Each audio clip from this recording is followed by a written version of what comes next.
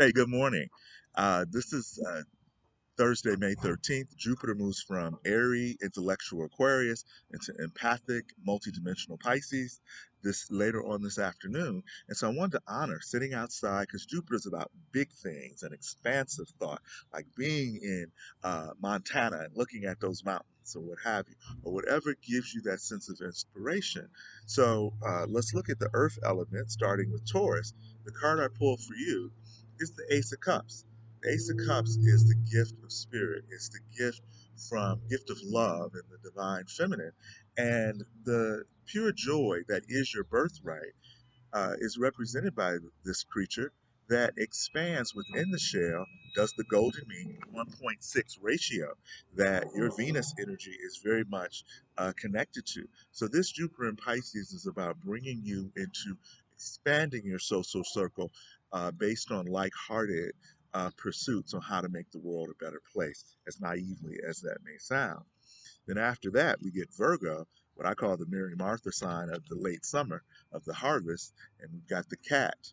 So that conscientiousness that Martha applied is to the Page of Swords, or your ability to call the proverbial spade a spade, your ability to speak from principle and to go against social justice or conventional thinking. Because Pisces is your opposite sign, you will be called on to be Jupiter either receiving or giving, but a reciprocity of large, generous spiritual forgiveness, overlooking, not sweating or resisting the temptation to sweat the details.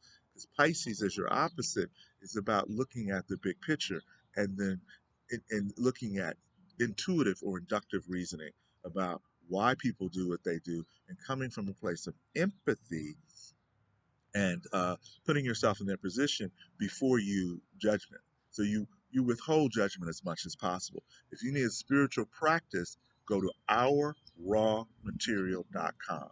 It's a 12-week natural thought process of balancing the ego, what's in my best interest, with the soul, what's in everyone's best interest. And realize, Virgo, you as a transitional archetype from ego of Leo to merging with the soul or having a balance with the soul in Libra, you find yourself constantly in evolution regarding that. Lastly, but not least, is the 10th sign of Capricorn, which yours is the whale.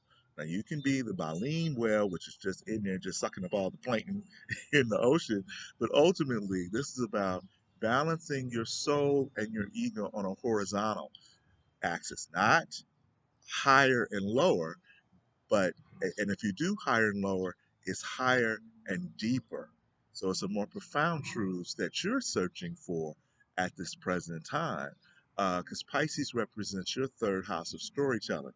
So yeah, you might get into what you consider that fish story exaggeration itself, but as long as you keep it emotionally true with the integrity of inspiring others through your grace and through your knowledge, because you got a little bit of both, Cappy, it's important that you will awaken, rise up, and maybe have some memories that come from you from past lives. Resist the temptation to go cynical and say it can't be that easy. Yes, it can.